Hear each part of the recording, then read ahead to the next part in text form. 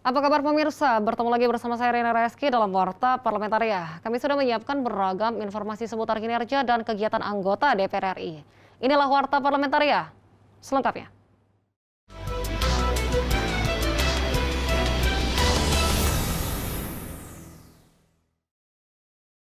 Komisi 6 merasa Undang-Undang BUMN perlu segera direvisi untuk menyelesaikan permasalahan di dalam BUMN dan mendorong BUMN agar bisa bekerja lebih efektif dan efisien. Untuk itu, Komisi 6 menerima masukan untuk mengidentifikasi aturan mana yang memiliki urgensi diperbaiki.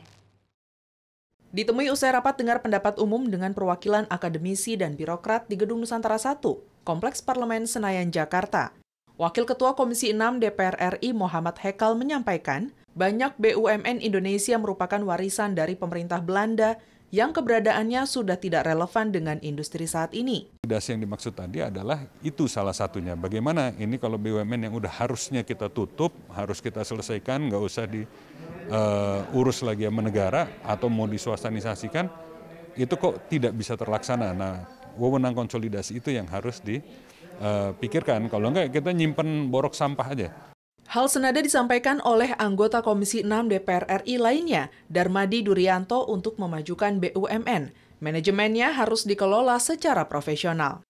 Darmadi juga menilai perlu mendefinisikan ulang BUMN yang bertugas memenuhi hajat hidup orang banyak.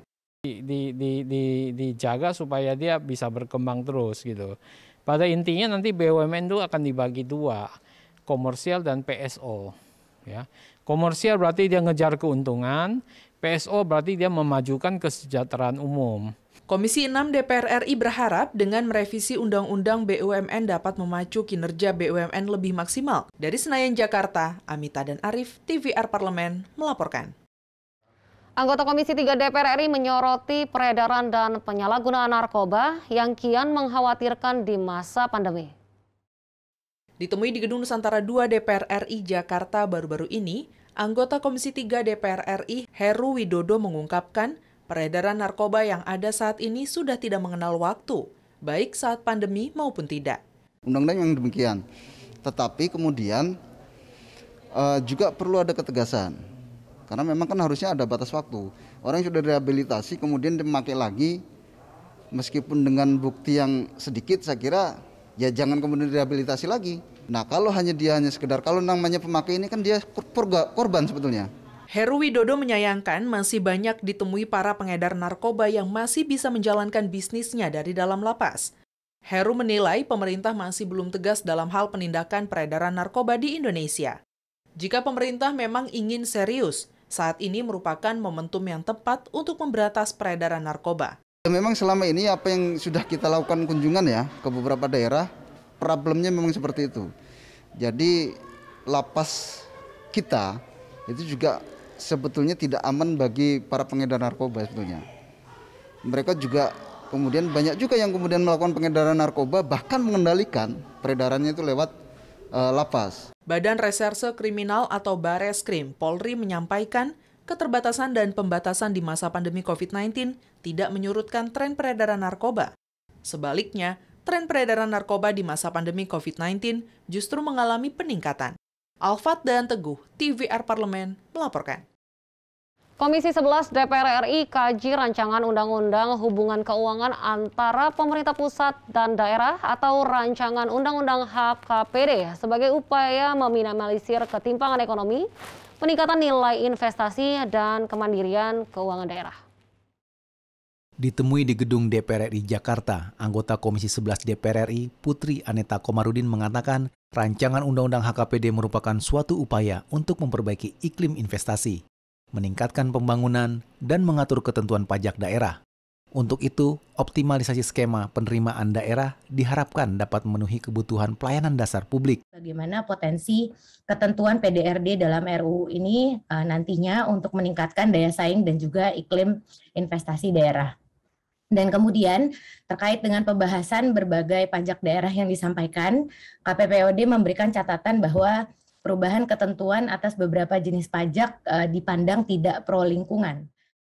Anggota Komisi 11 DPR RI Anies Biarwati menegaskan, rancangan Undang-Undang HKPD harus mampu memberikan rasa keadilan kepada seluruh daerah dalam menerima dana transfer dari pemerintah pusat, baik daerah 3T maupun daerah kepulauan di Indonesia, sehingga mampu menciptakan keseimbangan fiskal dan memajukan ekonomi masyarakat daerah.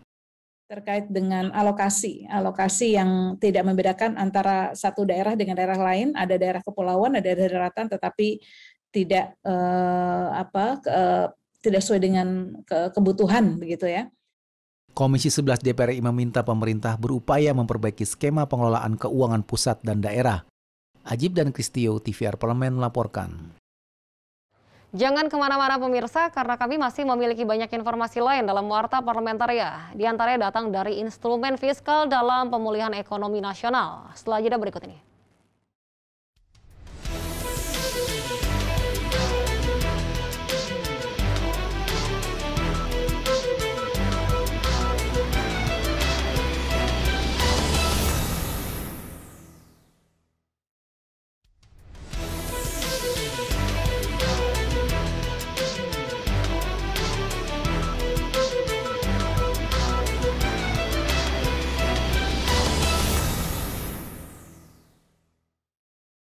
Pandemi COVID-19 memasuki gelombang kedua. Pemerintah Indonesia siapkan instrumen fiskal untuk memulihkan perekonomian. Ditemui di Gedung Nusantara II DPR RI Jakarta, anggota Komisi 11 Hendrawan Supratikno menyampaikan kondisi ekonomi yang sulit membuat pemerintah mengambil langkah relokasi dan refocusing sebagai upaya memulihkan perekonomian. Hingga Juli 2021, pemerintah telah melakukan 3 kali realokasi dana dengan total anggaran 117 triliun rupiah. Pukulan pandemi COVID dengan resesi ini betul-betul harus menyadarkan kita bahwa secara fiskal kita dalam kondisi yang sulit. Itu sebabnya pemerintah mengambil sejumlah langkah antara lain refocusing.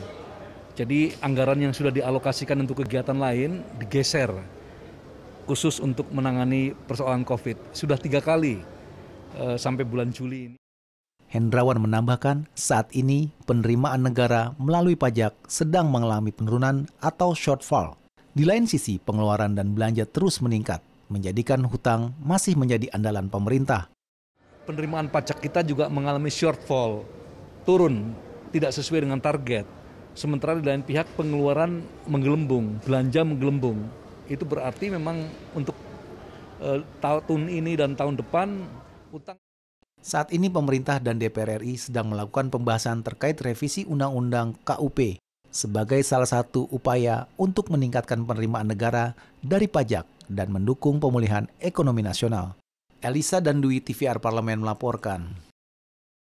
Komisi 10 DPR RI mendorong target pencapaian prestasi olahraga nasional melalui pembinaan para atlet dan evaluasi pelaksanaan sistem kompetisi di berbagai cabang olahraga. Ditemui saat rapat kerja dengan Menteri Pemuda dan Olahraga di Gedung DPR RI Jakarta, anggota Komisi 10 Andreas Hugo Pareira mengatakan alokasi anggaran yang memadai di bidang olahraga sangat diperlukan dalam menyusun grand design pembangunan sarana dan prasarana pusat pelatihan para atlet di berbagai daerah. Untuk itu, target pencapaian prioritas nasional pada event olahraga seperti Asian Games 2022 mendatang, kontingen Indonesia diharapkan mampu berada di peringkat 12 besar. Pada rapat-rapat sebelumnya kita sudah minta Menteri Pemuda dan Olahraga menyusun satu grand design keolahragaan nasional. Nah, supaya dengan grand design itu ada perencanaan dan target-target yang jelas. Andreas menegaskan, pembinaan para atlet di semua cabang olahraga harus diupayakan melalui kompetisi reguler yang dilaksanakan secara rutin agar mampu mendorong semangat juang yang tinggi dalam pencapaian prestasi di event nasional maupun internasional. Negara tidak melakukan pembinaan dari bawah gitu. Yang berkaitan olahraga itu menyangkut apa? Pembinaan yang sifatnya rutin dan kemudian juga ada kompetisi yang sifatnya reguler gitu. Komisi 10 juga menekankan pentingnya pembudayaan olahraga di lingkungan masyarakat sebagai kunci peningkatan prestasi serta sebagai upaya menggali potensi bakat generasi muda. Ajib dan Rizky, TVR Parlemen melaporkan. DPR RI mengajak semua komponen dan anak bangsa untuk bergotong royong dan tergerak dalam menangani pandemi di tengah lonjakan kasus COVID-19. Salah satunya dengan mengambil bagian serta tanggung jawab bersama untuk menjalankan protokol kesehatan untuk kepentingan bersama.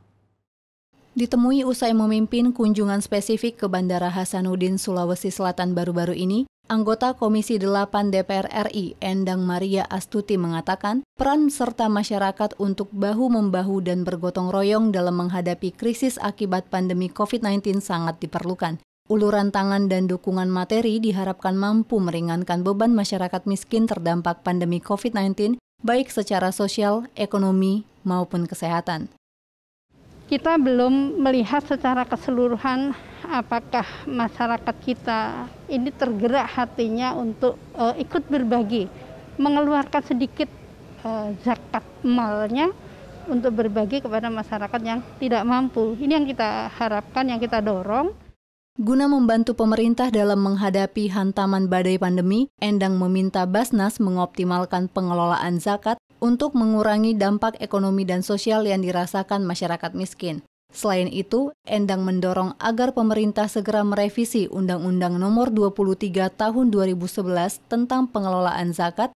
Revisi Undang-Undang Basnas agar supaya lebih kondisionalnya itu tepat gitu. Menyesuaikan. Jadi undang-undang dulu dengan kondisi sekarang kan sudah berbeda. Nah, kita harapkan. Dari Sulawesi Selatan, Habibi TVR Parlemen melaporkan. Pemirsa, kami masih memiliki banyak informasi lain dalam Warta Parlementaria. Tetaplah bersama kami.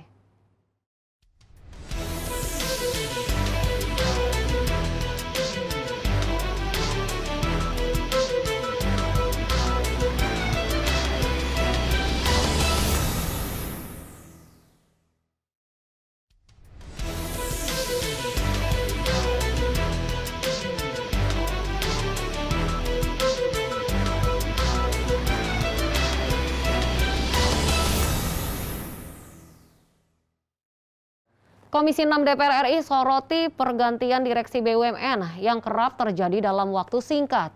Komisi 6 menilai pergantian direksi ini berpengaruh terhadap sistem kerja manajemen menjadi kurang maksimal. Ditemui di Gedung Nusantara 1, Kompleks Parlemen Senayan, Jakarta, Ketua Panja Revisi Undang-Undang BUMN, Muhammad Hekal menyoroti pergantian direksi BUMN yang dinilai berselang terlalu cepat. Hekal berharap dalam proses revisi Undang-Undang BUMN ini, pengelolaan manajemen BUMN bisa semakin baik sebab menurutnya terdapat potensi pembentukan superholding BUMN strategis untuk meningkatkan pendapatan usaha BUMN. Banyak sekali kita lihat juga direksi yang tidak bisa menyelesaikan mungkin misinya karena baru 1 tahun udah diganti, ada yang hitungan bulan udah diganti.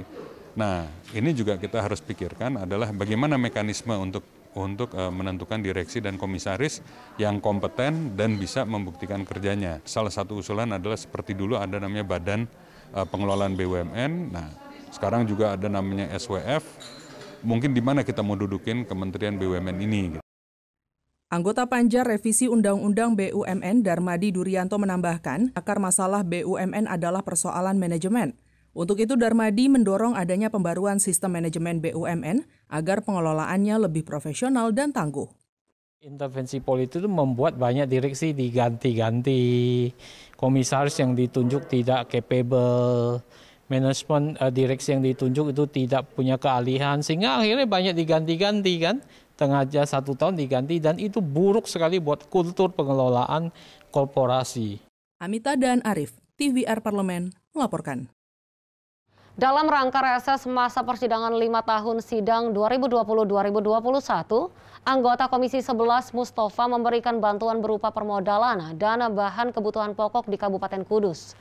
Hal itu untuk membangkitkan gairah keberlangsungan UMKM di tengah masa pandemi COVID-19. Untuk memulihkan kembali perekonomian yang menurun akibat dampak pandemi, diperlukan upaya dan langkah strategis, diantaranya membantu UMKM untuk tetap bisa hidup. Ditemui usai memberikan bantuan di Kabupaten Kudus, Provinsi Jawa Tengah baru-baru ini, anggota Komisi 11 DPR RI Mustafa mengatakan, di tengah kondisi yang penuh ketidakpastian, salah satu langkah yang bisa dilakukan untuk menjaga pertumbuhan ekonomi adalah dengan memberikan bantuan berupa permodalan, hal itu untuk menjaga keberlangsungan UMKM untuk bisa survive. Kita yakini bersama bahwa situasi seperti ini tidak ada yang tidak hidup, semua tetap harus hidup dan semua harus tetap berjalan dengan baik. Maka dengan spirit mereka, semangat mereka, saya sebagai wakil rakyat tentu ingin mendukung dan juga selalu membantu pada mereka. Mustafa optimis pertumbuhan ekonomi akan bangkit dari dampak pandemi dengan dibentuknya beberapa lembaga. Hal ini akan menumbuhkan ekonomi baik secara mikro maupun makro. Dengan menjaga kualitas apa yang menjadi barang dagangan mereka dan juga tidak kalah mengenai soal pelayanan. Inilah harapan saya ke depan bahwa mereka semuanya akan bisa naik kelas dan mereka juga akan bisa tetap eksis untuk berdagang dan mempertahankan di situasi pandemik ini. Kabupaten Kudus mengalami kontraksi penurunan ekonomi mencapai minus 3,03%. Andri Triana, TVR Parlemen, melaporkan. Demikianlah beragam informasi seputar aktivitas DPR RI yang sudah kami susun dalam Warta Parlamentaria. Saya Rini Reski beserta kerabat kerja yang bertugas undur diri. Terima kasih atas perhatian Anda. Sampai jumpa.